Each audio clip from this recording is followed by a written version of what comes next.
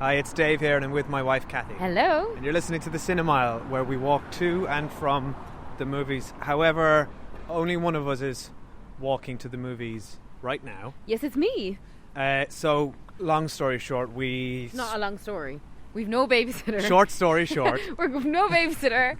So I'm going to the movie first, and then Dave's going. We've done this before. We did it for our 100th episode when we went to see Shape of Water, La Forma del Agua, and we both went separately and then reviewed after. And we're doing that again for First Man. Yeah, so Kathy's going for the 2:30 showing. I'm going for the 5:15 showing. I'm not sure why everyone needs that level of really detail, but now you have it, all right? You have it. So and I'm actually really excited because as much as I love going to the cinema with my wonderful husband, I really love going to the cinema on my own.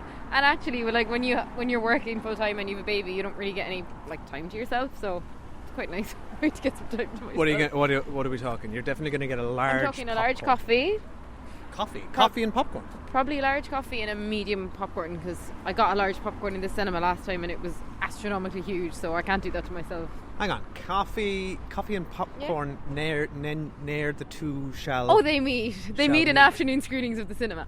Anyway, we're going to see First Man, which is the new movie from director Damien Chazelle, who made La La Land and Whiplash. I always think his name is Damien Gazelle. It might be. In my head. It's from the director Damien Gazelle. So he's done Whiplash and La La Land. So I loved Whiplash. We both did. La La Land. You just sang that title. Really liked. What? I'm good. When you listen back to this later, you're going to hear yourself. La La Land. Did I? Anyway, La La Land had a lot about it that I liked. Which movie? I'm not saying it again. Albeit La La I had Land. issues with some of it. It was one of our more spirited reviews, actually. Yeah, I know people on the listeners to this like when we argue, because you're all sadistic voyeurs, and you like watching this marriage crumble apart over movies. Well, La La Land was one of our earlier crumbles. Yeah, with a big argument over the ending of but that. I mean, I still really, admire the movie. So I'm a big fan of the director and I'm a big fan of Ryan Gosling. The plot of the movie itself, I don't know, and I haven't even seen a trailer. All I know is you don't know. It's about Neil Armstrong. Are you familiar with real life? That's what I'm saying. Are you familiar I haven't with even seen a one trailer. of the most famous that's what I'm trying moments in human history? What I'm trying to say is, it is of no interest to me, the subject matter in the movie. Like, zero interest. So this is pure star power drawing me in. Same. We've seen the trailers for this. Usually when I watch a trailer. Speak for yourself. Well, I was in the cinema with you when it came on. Well, I wasn't paying attention then. Oh, wow, you really don't pay attention. Normally I try to avoid trailers for movies I want to see, so I watched it because I don't want to see this. Because this looks... it's about Neil Armstrong landing on the moon. Boring! So boring. That. I'm bored. I'm bored by biopics in general. Yeah, not a genre I'm into. No, so boring. I find it very... And I can't imagine where he's going to find dramatic tension in but here. I trust in him that he will. I genuinely trust in the director, and I trust Ryan Gosling's taste. Like, he picks good scripts. Yeah, I'm with you. The only thing that interests me is the talent involved in it, and I'm also interested expecting to see really good music. I know, there's not going to be music, La La Land or Whiplash level music, but it's not a musical. I know, Spoiler but alert. what I expect from this director is a really good use of music, so that's what I'm hoping to see. Oh, you mean like sort of soundtrack, 1960s soundtrack scores? Stuff. There's really inventive ways of viewing music that aren't just in musicals. Okay. So anyway, we better go because I'm going to miss the movie. I was talking about how I'm not interested in this. Oh, sorry. You just keep cutting me off because you want to talk about the 1960s soundtrack that you're speculating might or might not be. I'm picturing Mermaids level soundtracks. Okay. Okay. So this looks boring. The trailer looked boring, filled with bits like, "Dad, are you gonna be okay? You promise you're going to come back." It's like, if that's going to be the movie, like I'm not invested, because spoiler alert, he did came back. He didn't even go to the moon. He done come back. He didn't go to the moon. It was all fake. Yeah, I thought. Yeah, do you think the movie will go into Stanley Kubrick making it on a backlot? Maybe. Yeah. But what I really do think is I need to get going now because I'm looking forward to having a long time to myself, because this movie appears to be quite long, doesn't it? This is actually 2 hours and 20 minutes, unlike the fake 2 hours and 20 minutes that Google tells you that Venom is. Yes. So, okay, bye. All right, bye. Here we go. 6, 5, 4, 3, 2. Do you question whether the program's worth the cost in money and in lives? You You're down here and you look up and you don't think about it too much, but space exploration changes your perception. And it allows us to see things that we should have seen a long time ago. We have serious problems. We've got this under control. You're a bunch of boys. You don't have anything under control.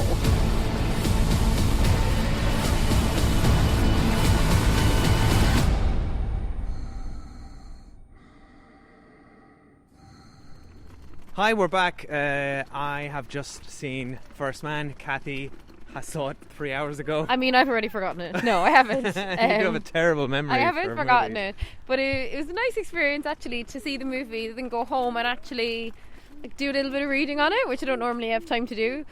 So, yeah, like... So you've got a huge advantage on me, is what I mean, you're saying. it's not a competition, but if it were, I would win. So, yeah, I mean, top line, so as I said, the premise of this movie, i.e. the moon landing, held zero interest to me. I was interested in it because of essentially the star power with the director and the leading man, and it being the new big release, and it is like NASA's 60th anniversary, whatever that means. I don't particularly care, but I get that's why they launched it now, and of course not at all because it's Oscar season. So a bit early for Oscar season, though. Not really. I mean, we're in October. Yeah, you'd be surprised what gets forgotten about by the time April comes around. Also, please excuse the fact that we've got a very cranky baby in the buggy. You may hear whining. So I surprised myself in that I enjoyed this movie a lot, actually. Despite the running time, I did enjoy it. I admire a lot of things about it, one of which is that, you know, we all know the ending, and yet the movie managed to be suspenseful. The parts of the movie that I really enjoyed were the parts around Neil Armstrong's family and friends, and there was so much grief and loss, and that really surprised me, and I found that really upsetting. And part of it was around, you know, people being ill, and then a lot of it was around like so many men who sacrificed their lives for this mission. And then the way it was framed in the movie, which I really thought was interesting, was a bit skeptically, like, why? Like, I felt like the question was posited, was any of this worth it? Like, you know, there's all these men are dying, there's poverty, specifically called out in the movie, though I know not as much as some people would have liked. It's like the fact that, you know, in the States at that time, people of colour had no rights and were struggling for equality, and yet white men are going to the moon. And there was that amazing song that I'd never heard, and you'd never heard either, because we just briefly spoke about it before now, Whitey's on the Moon, which is amazing. So everyone should listen to that song, even if you're not going to see this movie. And yeah, so it really did frame it. You know, there's always that with humanity, like right now in England with Brexit, it's happening, and the government is just wasting so much energy and money on Brexit. And I do say wasting, I'm sorry, I'm not politically going to say otherwise. And there's so many people in England who are on the breadline, and they're bringing in universal benefits, and looks like the average person who's on benefits is going to lose £50 a week, and yet the government is perfectly willing to squander hundreds of millions of pounds on Brexit for achieving some higher goal that's been completely forgotten about and nobody cares about. And I really was watching this movie in that context. So I felt like... Wait, why are we talking about Brexit? Because I just thought, like, it's all political gain. Like, it was all political capital for JFK. And I think in the movie, actually, they probably didn't kind of stress enough that really it was all a Soviet race, right? That was why they were doing it. It was mentioned, but, you know, it's all well and good to be like, oh, humanity wants to get to the moon. But it was political capital. So anyway, I enjoyed the way they framed that. I'm really glad to see it was all framed like that, and that actually not a lot of it was set in space, because that would have been like basically Apollo 13, which nobody needs to see again. So yeah, and I think Ryan Gosling was really good, as I always do. I've never seen any footage of Neil Armstrong, so I don't know how closely aligned he is with him. And then Claire Foy, who I don't really know other than having seen an episode of The Crown, which I wasn't impressed with, and I don't like watching things about the British monarchy generally, so I don't know her as an actress, albeit I know she's very critically acclaimed in that role. And she just wasn't given much to do in this movie, so I was really disappointed to see that She made a lot of very little. She did, but from a script perspective, I felt like actually Josh Singer wrote it, and he's obviously won an Oscar for The Post and things like that, which was also I think very... he won an Oscar for Spotlight. Or Spotlight, sorry. I was just disappointed that she was so underwritten. Now, there were a few really compelling moments for her character, like like her husband's in space and she's at home, and the immediacy of children is very well established because her kids are fighting over something and she has to address their fighting and discipline them while she's simultaneously listening to this, her husband, like being in space and like potentially dying. And I thought that was a wonderfully crafted scene of a woman who's juggling domestic life with kind of having this revered hero of a husband. But yeah, I felt like they could have done a lot more with her. And there are hints at it, and this isn't a spoiler because this is real life. Yes, but careful, because there's a lot of details to No, I'm just his speaking story. about... I didn't know anything about No, his story. I didn't know. This wasn't in the movie at all, actually, Okay. but I read it. Apparently they got divorced in the 90s. And I kind of felt like, after hearing that, yeah, I could see that in the movie. That In would the have 90s? happened. Yeah, like when they were really old. Been together a long time at that point, which is unusual. So yeah, I mean, I had a lot of feelings. I genuinely enjoyed it, and then visually I really enjoy like looking at the spacecraft, and like it looks like a tin can. Someone went to space in that. I'm presuming that was like accurate. Apparently, quick side representation. note, the phones in our pockets have more computing power individually than the entire spacecraft. Oh that my went to the god! I didn't even get now. I don't understand how. Presuming it's all real and they did do the moon landing, which I It enjoy is. being skeptical about. Can we just? I enjoy the skepticism anyway. But How in the 60s could someone in Houston be speaking to someone in space? Well, radio. Firstly, I don't know. I don't know. I was like, how is this happening? I don't know the answer to that. I was but it's blown not. away by the that's not technology. implausible because radio waves apparently continue ad infinitum for thousands of years because apparently they travel. Oh my god, I'm going to butcher this. But You're going to butcher it. They right? travel Let's at the just speed say. of sound, right? Radio waves, say, or something like that. Dave, But please stop. anyway, there are potentially aliens 1,000 light years away from us who are just now receiving radio or television signals from 60 years ago, Okay. which is a great plot point in a Futurama episode. Okay, great. Well, anyway, the technology of it, I have to say, I got a kick out of because I just couldn't believe. And then I found like loads of moments genuinely sad in terms of the accidents of the previous astronauts, because obviously I didn't know this at the time, but his launch was Apollo 11, so there's 10 before that, a lot of which seemed to end terribly. So yeah, overall I surprised myself at enjoying it. I definitely have issues in terms of I think it's a waste to get an actress like Claire Foy into a role like that. But ultimately, I mean, I think Ryan Gosling delivers an amazing performance, very well directed, and I'm really impressed that somebody could keep attention up in a for me a situation that A, I have no interest in, and B, I know the ending of. Okay, can I before I talk about what I thought, just to address your point about Claire Foy, I disagree. I think she made the absolute most of that role, and I think the I'm role. not criticising the actress. No, I know you aren't. But does that role need to be bigger? I don't think so. I think this is a Neil Armstrong biopic. It's based on a book about Neil Armstrong. Okay, Dave, but in if you his say story, she's a supporting character, and in this movie, she's a supporting character and a very crucial part of his mindset and his family dynamic. But this movie is very much about him, and everybody else is tangential. Okay, but take that back for a minute, right? If someone's wife is a supporting character in their life, how do you get to work every day if your wife's not at home minding your kids? How do you get to work every day if your wife's not cooking your meals and minding your home? What if that wife had just fucked off? What would Neil Armstrong have done then? So actually, she's really pivotal to his life. And don't get me wrong, she was written into this movie much more than other wives in other movies have been. I'm just saying, in this day and age, I was surprised that she still had such a small role. Don't get me wrong. I'm not saying. I'm not implying. You seem to be saying that I'm implying that wives are. No, I know you're not implying play that. supporting roles in I'm their not husband's saying that. accomplishments. I'm just saying That's not what I'm saying. I'm saying in a biopic, which this is, somebody's spouse for decades is more than a bit part. Yes, but this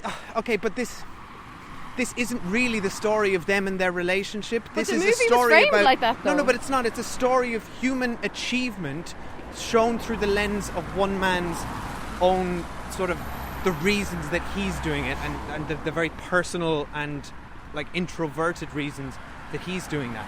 She's there to sort of bring that out in him. It's not. That's the story that Josh Singer wrote is not about saying her. she's a so plot it felt device? it felt appropriate. It felt appropriate. She kind of is a little bit of a plot device. So she's the equivalent of, and I can't remember the term, but a woman who dies to serve a man's plot. She's the equivalent of that, but she's just a woman who serves meals to serve his No, plot. hang on. Okay, look, at the risk of sounding sexist, and I absolutely don't want to, and I'm not a sexist, but I guess all sexists say they're not sexist All anyway. sexists say they're not So sexist. now nobody thinks they're a sexist. But you're not, I know you're not sexist. I so it's don't- fine. This is a safe space. Not every movie can be all things to all people.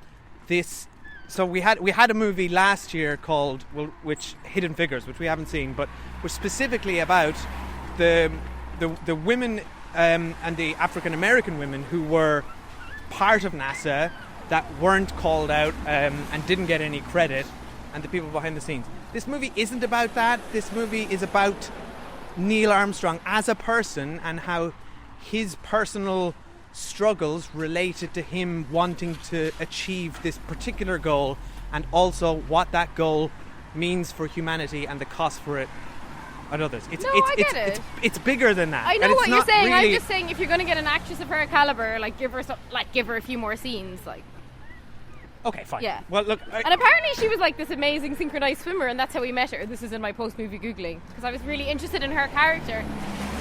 But there was just kind of a weird line in the movie when someone's like, "Did you always like swimming?" She's like, "Yes." And it's like... we I never didn't- once see her swimming. Yeah, I didn't get it. I was like, why Yeah. are they talking about her swimming? So, again, she's got this amazing career in synchronized swimming. They try to reference it in the movie, but they don't properly reference it, so it was a bit weird. But anyway, your thoughts on the movie overall? She's there to highlight all there to the have really broken big bits. eyes. No, she's there to highlight how damaged he is. Yeah. And she calls that So out, she's a classic basically. example of a woman being used to serve a man's plot. Yeah, fine. Look, anyway, I still haven't just said what I thought of the movie. Okay, Maybe yeah. we should go back to that, I think. You were too busy saying, I'm not sexist, but... Oh, God. Look, if I've offended anybody, I don't it's mean not offensive, to. it's just a classic male perspective. Yeah, but I'm saying this movie is about men who ran a space program and went to space. And obviously, that with historical context, that's what it was. That's the world that it was. It may be still the world we live in, but that was the world then.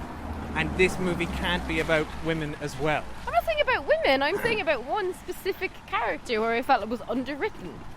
Yeah, okay. Okay? Anyway, I really like this movie. Do you know why I liked it? Because it's all about men and I'm a man, and I just really identified. Funny. I find it, I rarely get to sit in a movie and look at a character and basically I identify with him because I'm also a man and I dream of being an astronaut. No, I know I said before I went in that I wasn't excited for this, and I wasn't, but I was totally wrong. This is a brilliant piece of work. I thought it was superb. I was it got me Oscar's screaming with excitement. straight away. He's having the time of his life here. The movie got its hooks into me straight away. We'll talk about that in spoilers. Oh my god, he's done it again. We've lost a Did he sock lose his- mid-review. Oh, Oscar, where's your sock? Keep talking, I'll find it. Did it go? Is it under the buggy? Okay. It got its claws right into me. And you're right. I think you addressed the point that it's not about the moon landing, really. Well, that's the goal, but they very cleverly don't use that for suspense or tension because, well, they can't because we know the outcome. But they very much focused it on the journey and the failures and the attempts to get there. And what you don't realise as an audience member is just how long it took to get to Apollo 11. And that's what this movie is. It's the journey and the human perseverance and endurance. And so, as you said, the cost of getting there was so high in terms of dollars and Basically, lives. people were expendable. Yes, and I so never knew. That was fascinating and terrifying and very much suspenseful. And I felt the emotion of that. So, I felt because they're all living together in this compound called astronauts. It's who's gonna die next? That's literally what it felt like. yeah, it's superbly done. And then on a very sort of technical level, this movie is just crafted so beautifully. It's a little bit like Dunkirk in that it's very much an experience. When they're in the tin can, as you said, you feel like you're in there with them, and I think they brought that to life so amazingly.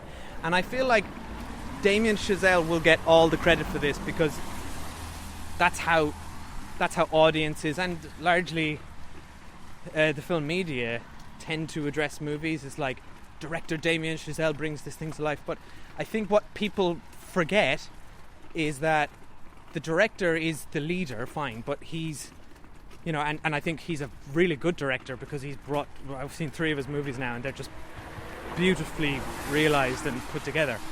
But he's steering a whole team of people, and I would actually like to call out specifically, because I was thinking in this movie, the parts of this movie that I thought worked really well, and I think chiefly was the sound.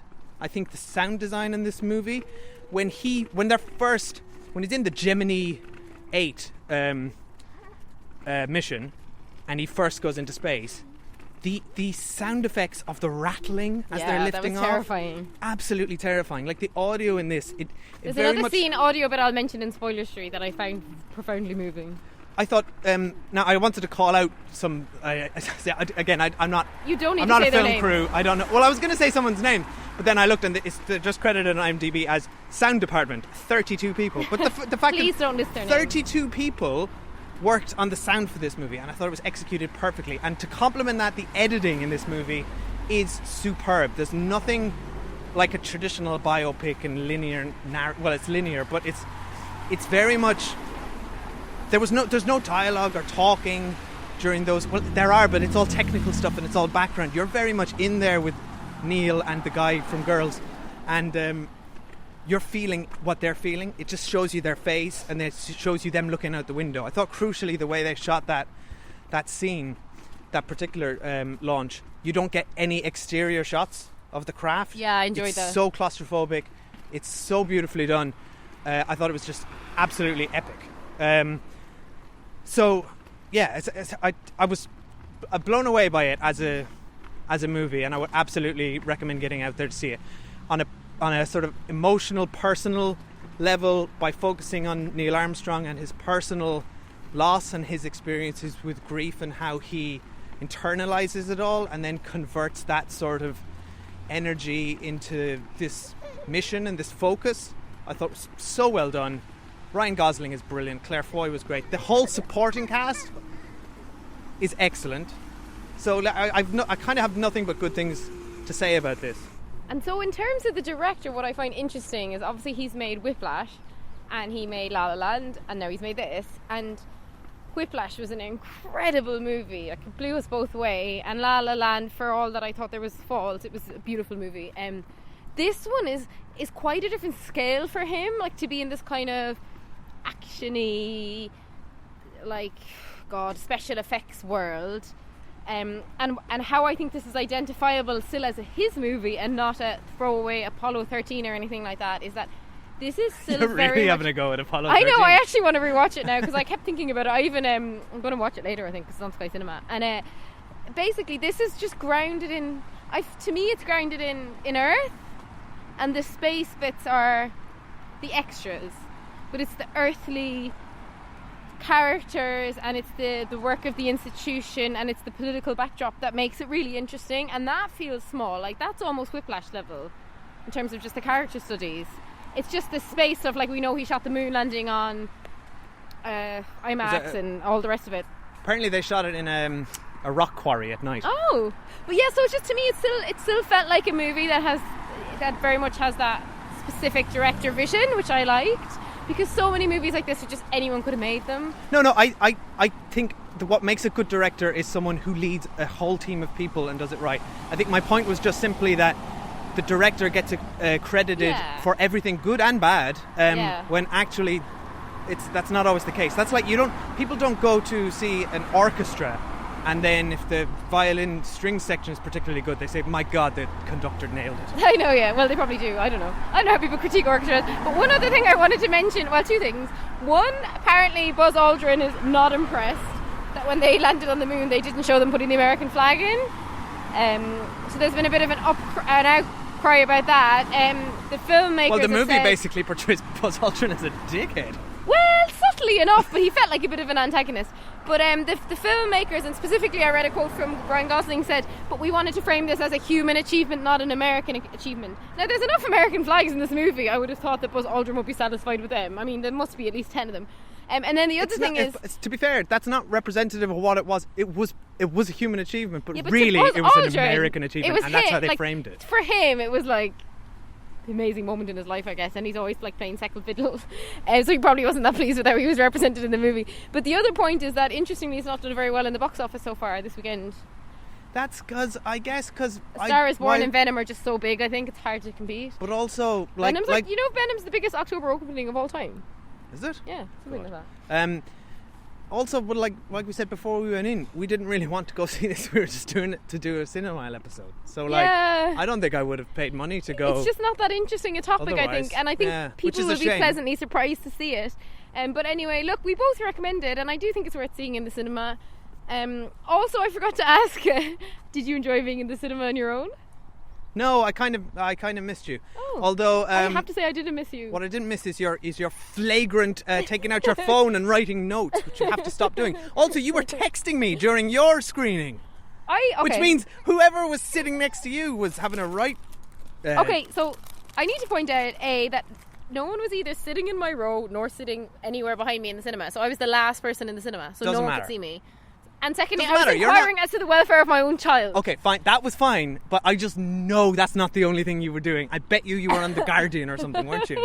You were reading something There at is some point. one point during this movie that I have to say I tuned out, which was like And you took out your phone. as he was going to the moon. I was like, I get it. I know he lands, so I tuned out for that bit. Stop. Did you take out your phone? Yeah, and I texted you Kathy, and no. asked how my child was. Well, okay, listeners, band together. Tell Kathy she cannot take her phone out during a movie But I think at it's okay any if stage. no one can see you. I would never do it if someone's next to me. or It's someone's not behind okay. me. You're bringing light into to a screen that's supposed to, like, the whole point of immersion of cinema is that you don't break that for any reason. Yeah, if but somebody you can't opens a see door if and someone makes a behind noise, you has put on their phone on limited brightness and sent a text message. You can't see that. No, if it's an emergency, and fine, you were inquiring about our child, which, you know, also implies that you don't think I'm able to look after No, my it child implies I was alone. really bored at that scene. To be fair, it's like, I know he gets to the moon, just be there already. Look, We're putting a Twitter poll up. Is it okay is there any circumstances where it's okay besides an emergency?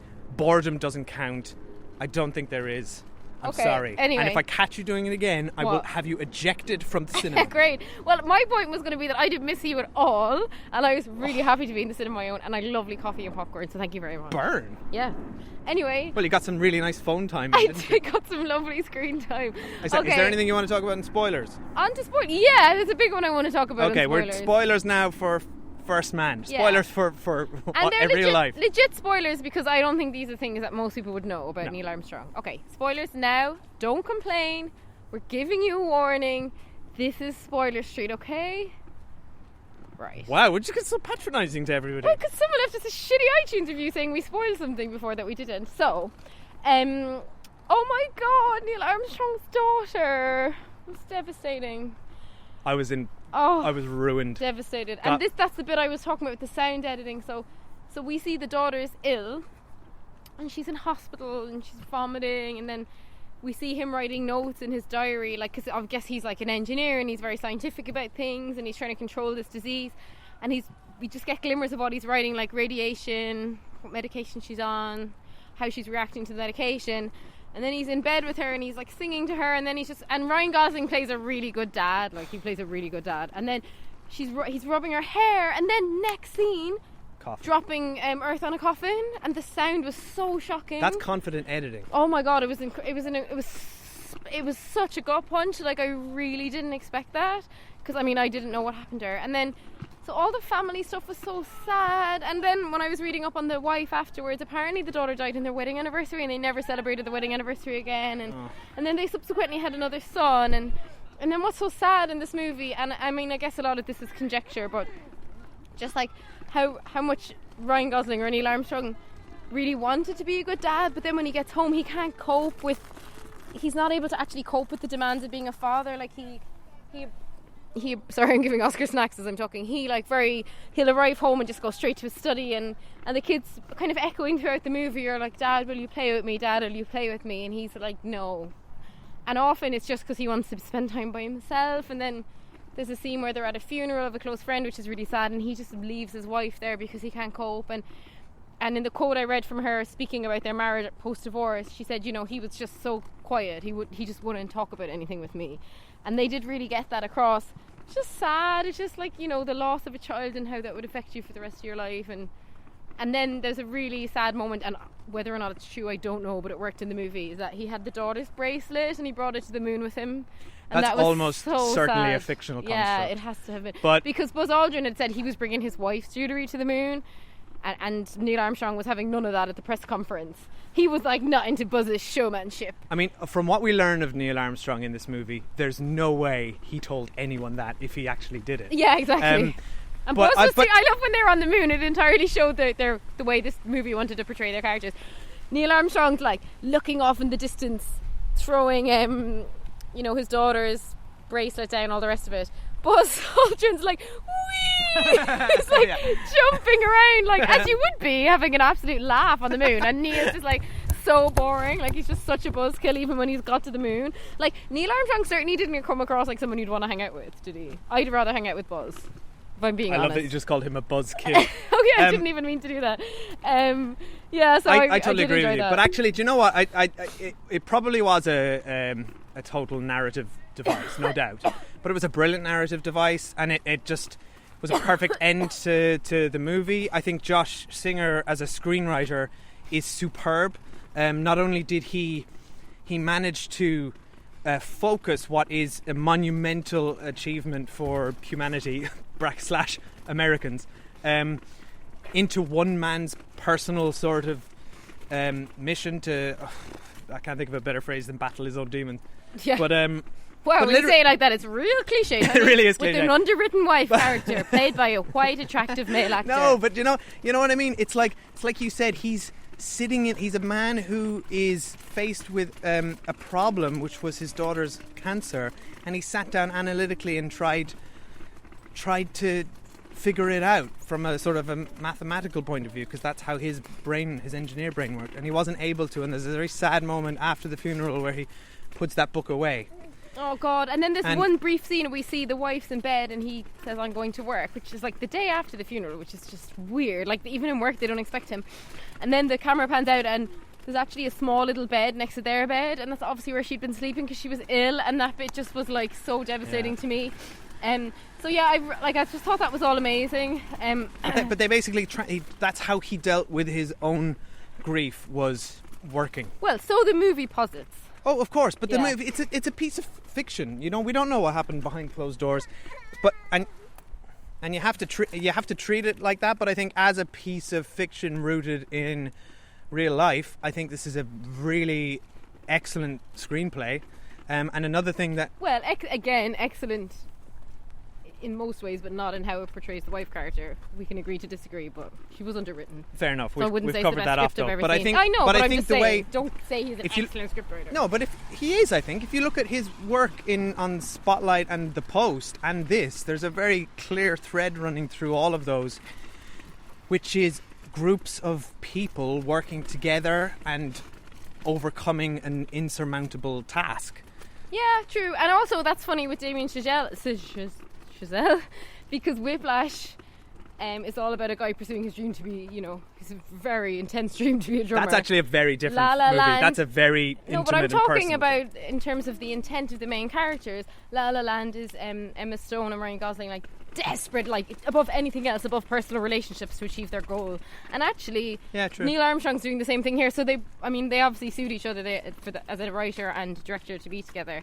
But yeah, in terms of spoilers, that was all I wanted to talk about was the that element But of actually, the that's family. That's what Which I is like. a spoiler because I was shocked when that happened in the movie. Same. That's what I liked about this movie, though. Its general themes of, and the Martian was very good at this as well. There's no villain in this movie, really. Just Buzz being like vaguely a bit of a dick, Which was really weirdly played. which I really enjoyed. Although I like Corey Stoll as an actor.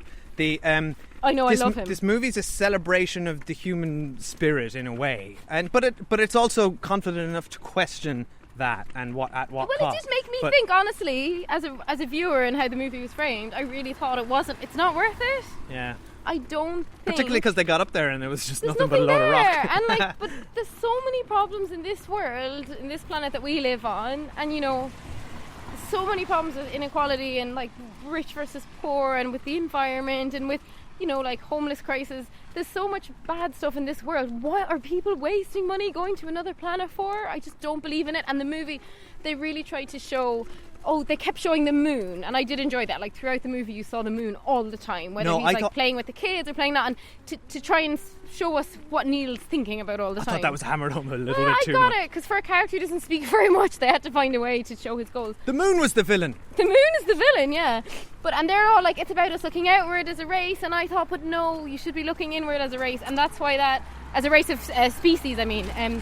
And that's why, honestly, I did think the Whitey on the moon scene, which was very brief, I wish they'd done a little bit more with that, because that was so interesting, and like, to me, just kind of summed up how I was feeling about the whole thing, which is like, at the end of the day, it's just a big dick swinging competition. Like, who cares? I don't care if Russians get to the moon. I don't care if Americans get to the moon. I get that it's an amazing like feat, but ultimately I'm not impressed by it. And to say I'm not impressed by someone landing on the moon, I realise is ridiculous. But what I'm impressed by is someone doing right for their fellow man, and this movie is just, in that sense, not impressive, what they're showing me. Actually, the movie does that really well, because for the first 2/3 of the movie, we spend it all in this tiny little compound. There is no outside world. And we just have these astronauts and their own personal experiences, and the movie makes us invested in that. Yeah, it really did make me invest in them as humans. But then suddenly, 2/3 of the movie, out of nowhere, we get this montage which is news footage. It's that song, Whitey's on the Moon. And suddenly you're like, whoa, hang on. You know, it just hammers this actual world context. And they keep saying, like, everyone in the country at that point was like, this is a waste of money. Like, everyone was saying it's a complete waste of money. Like, JFK was dead at that point. And they did frame it in nicely at the end with, you know, JFK's speech about getting to the moon. And they did. I mean, to be fair, there's so much to balance. And again, as a movie, I think he's balanced it so well. But yeah, for me, it did actually, and I think this is a sign of a good movie, it did really bring up kind of more existential questions for me, and made me kind of a little bit depressed and like really contemplative. And I do think he was dead right to posit that, because another filmmaker mightn't have put any of that framing in it at all. So I enjoyed how he did it. Yeah, I totally agree. And there was a great little moment from the writer Kurt Vonnegut, which looked like real news footage. It was real news footage, yeah. Of him and saying... he said, sort out New York before you get to the moon, exactly. Basically. Yeah. I'd rather, like, New York Because New York safe. in the 60s and 70s was, like, totally ridden with crime. Yeah, so... and uninhabitable. So, again, I do admire... I mean, he's achieved a lot. Like, for somebody's third film, it's, like, unbelievable, really. So, yeah, I think totally knocked it out of the park, I think. I've no trouble saying people should watch this.